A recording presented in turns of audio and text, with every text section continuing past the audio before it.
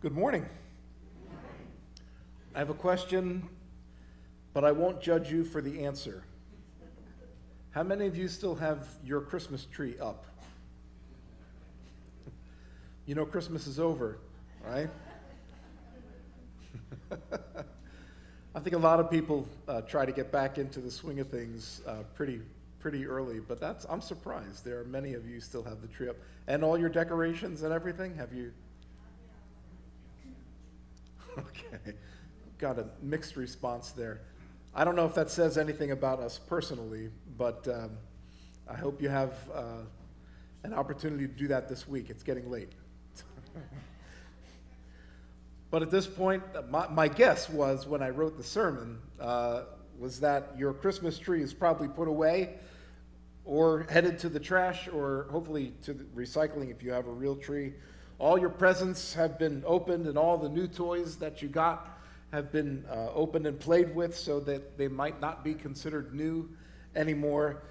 The stockings are down. The decorations are put away for some of you. Maybe you already broke a New Year's resolution. How many of you did that already since last week? Nobody? That's good. Good start.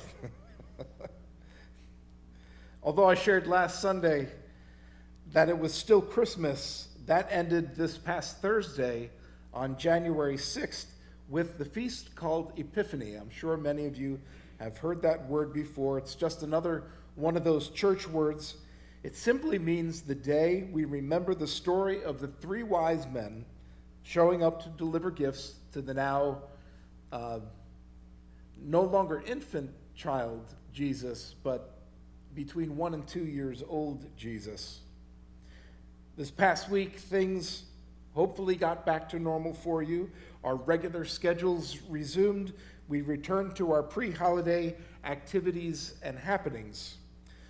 But before we get too far away from Christmas and the turn of the new year, I thought there would be good reason for us to take a moment to recognize and to celebrate the Epiphany, because it asks us to consider a very important question. Who is Jesus to you? Before we get too far settled back into our routines, Epiphany reminds us to consider how Jesus has been revealed to us and to think about what difference that makes in our lives so many years after the first Christmas and the visit of the wise men. A little bit about Epiphany.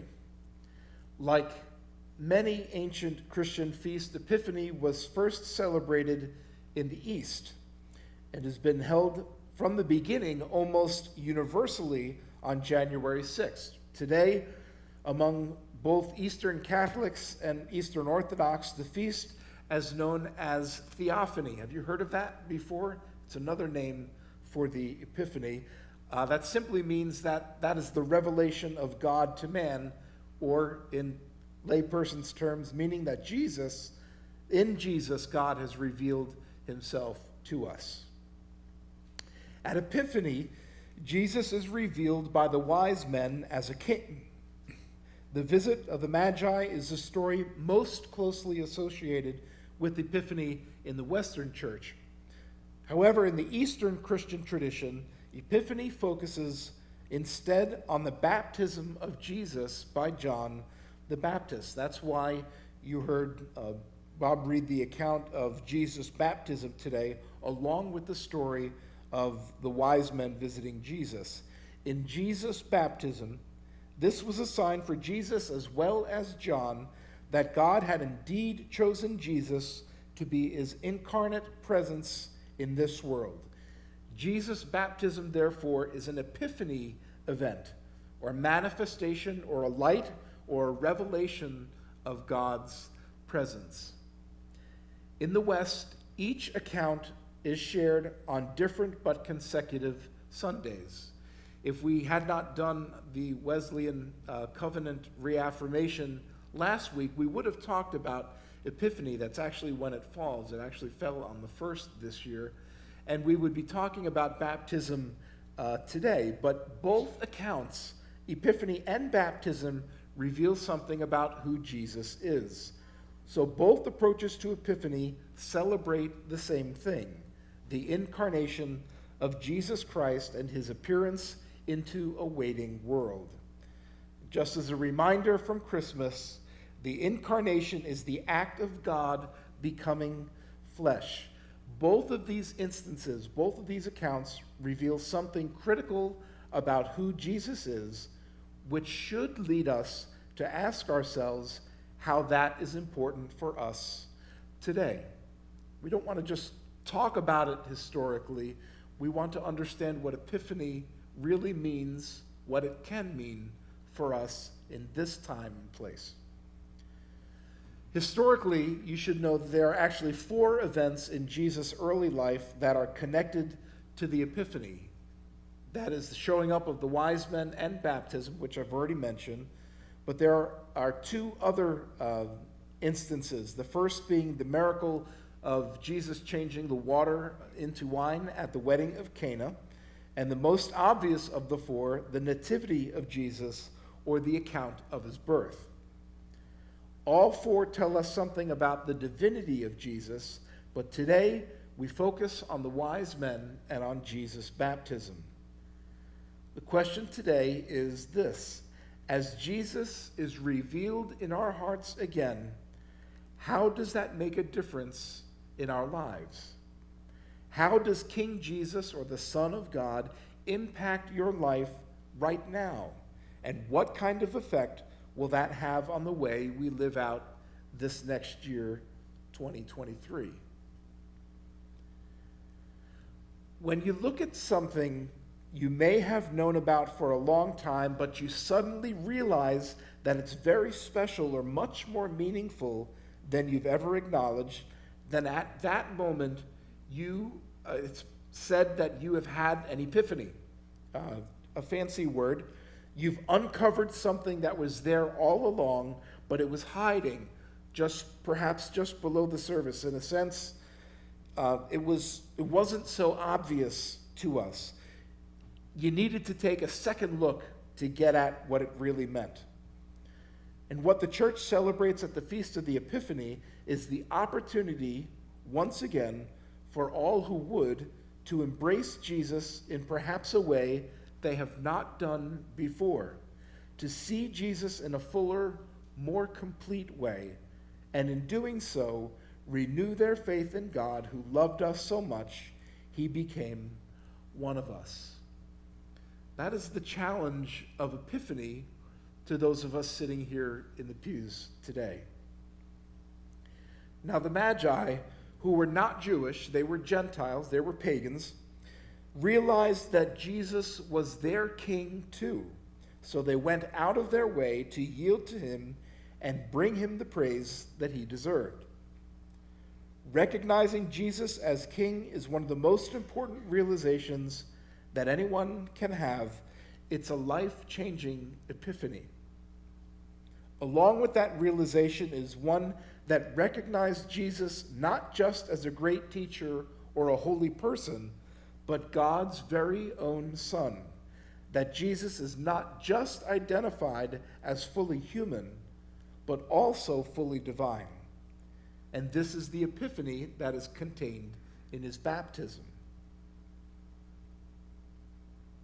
Those who would accept Jesus worship no mere man, but neither do they worship a God who is distant or separated from the ones he loves. The revelation is that we worship God in Jesus, who knows fully what it is like to be us intimately and thoroughly, and yet remains holy and sinless. Therefore, we say that Jesus can do and has done what no other person could, and that was to save us. Now, I know many of us know this and are here because of that reason, because we know that truth. But the joy of Epiphany is that we can choose daily to recognize the way God is moving in our lives and in our everyday moments.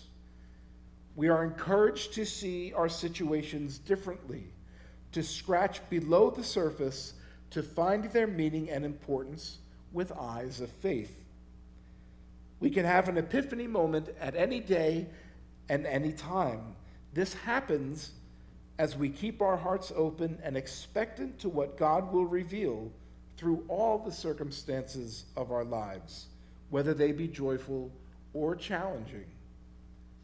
All we need to do is to be open to learn something new, to receive a new understanding or awareness of how God is revealing himself in our situations. Epiphany is not only an historical event or a series of historical events. It is also an invitation to notice and appreciate how God is acting in our lives at this very moment, at this place and time, and then to thank him as we recognize that. In the book, Let Us Break Bread Together, Daniel Geely writes, "The word epiphany is a great Christian word. The grace of God that has appeared is the testimony of every page in the New Testament. My eyes have seen that God has not just shown himself in the past, nor is his coming simply some far-off divine event. The one who manifested himself to the fathers is here. The coming one has come. The light shines. And in the presence of this revelation, we see ourselves as we are in our true relations to the world, to one another, and to God. In showing himself to us, God shows us ourselves. Light is not to look at, but to see by. Jesus is revealed at the Epiphany. And in being revealed, God has invited us to see our lives through renewed eyes of faith. We may not be like children anymore, but there's no reason not to look at our lives like a child who is full of expectation and hope of presents under the tree on Christmas morning. Do you remember what that felt like? To get up in the morning and to be ready to tear into presents that are under the tree. Maybe that's how we need to look at our lives. Full of expectation and hope. God has many gifts for us to receive if we would see things that way. Epiphany reminds us to take the opportunity to realize the blessings all around us, especially those that come through faith because of who Jesus is and what he has done. Many of you have been around the church for a long time. Is that true? I think that it is.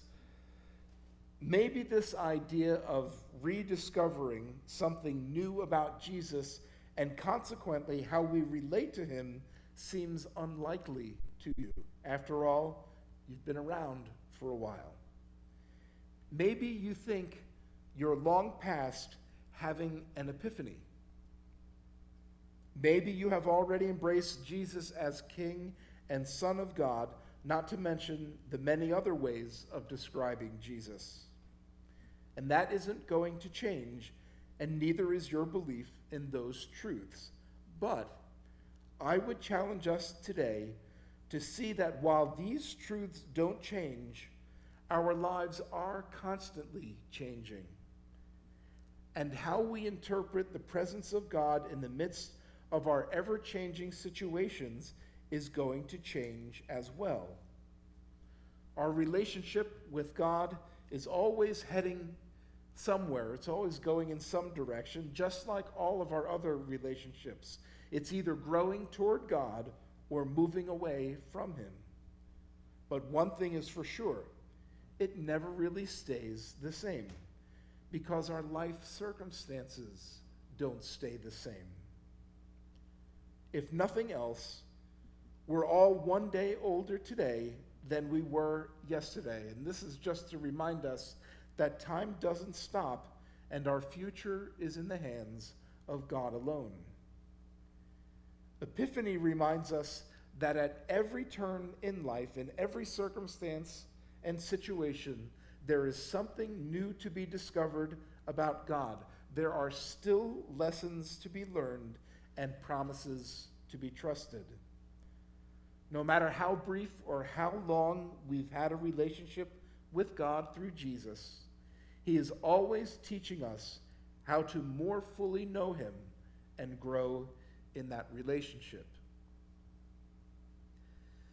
Billy Graham, the great evangelist, said in regard to the Epiphany that, like the wise men, we should be on the lookout for God. I like the way he states that. We should be on the lookout for God. Not just in the past or how Jesus has shown up in our lives in the past, but be on the lookout now for God. It's not something we do only once. Looking out for God is something we can do all our lives. You've probably heard people tell you in the past that as they read Scripture from time to time, and they reread Scripture over the years, that the meaning of those Scriptures or the interpretation of those Scriptures has changed and it has grown for them. Have you heard people tell you that after certain situations they tend to see Scripture in a different light? That's happened to people that I know of. And I think perhaps Jesus waits to reveal himself much that way. He wants to reveal himself differently to us at different times in our lives as well. And he's never done doing that as he calls us into relationship with him. Not just for the first time, but time after time. So today we remember that Jesus is King. Epiphany tells us Jesus is King, and baptism tells us that Jesus is God's Son. But Jesus is also waiting to be rediscovered by and revealed again to those of us who are willing to look. Are you on the lookout for God? Perhaps that's the best question I can ask at Epiphany. Is there a place or a circumstance in your life where you could really appreciate a new understanding of how God is moving? If so, maybe there's an epiphany waiting to happen in you. May you experience God's grace in a way you maybe have never done so before. And so as we turn the corner into 2023 and we celebrate once again the historical acts of Epiphany and baptism, let's allow this year to be filled with moments when we see Jesus for who he is and for all that he will do. And let's be sure to give our thanks for the difference that Epiphany makes in our lives today.